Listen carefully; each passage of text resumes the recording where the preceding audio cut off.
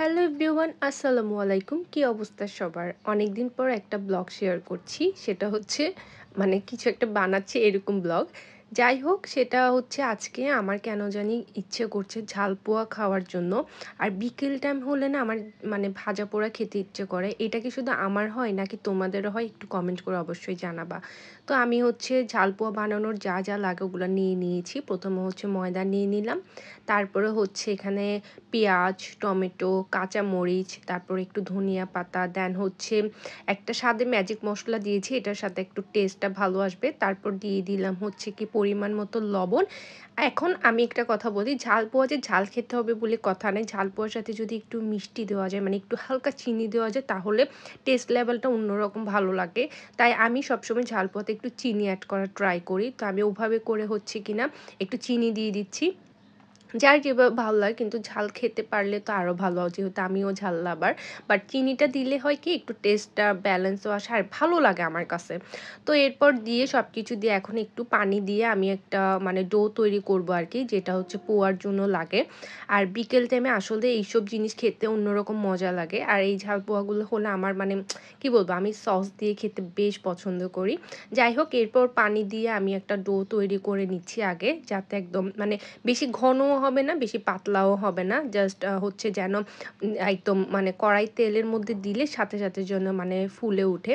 এরপর আমি আরও কিছু ইনগ্রেডিয়েন্টস এখানে অ্যাড করব, যেগুলো হচ্ছে একটু এটাকে ধরো পুয়াটা একটু সফট থাকবে, তারপর একটু ফ্লাপি হবে। তো আমি এখন এখানে দিয়ে দিচ্ছি একটু বেকিং পাউডার।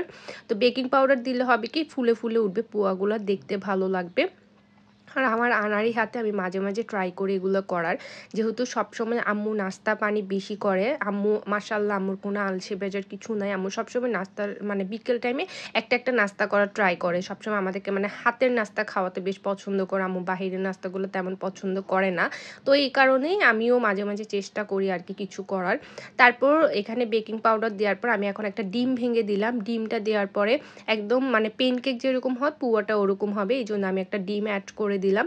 এটা অ্যাড করে এখন ভালোভাবে হচ্ছে কি আমি ডিমটাকে দিয়ে মিক্স আপ করে নিব, যাতে ভালোভাবে মিশে যায়।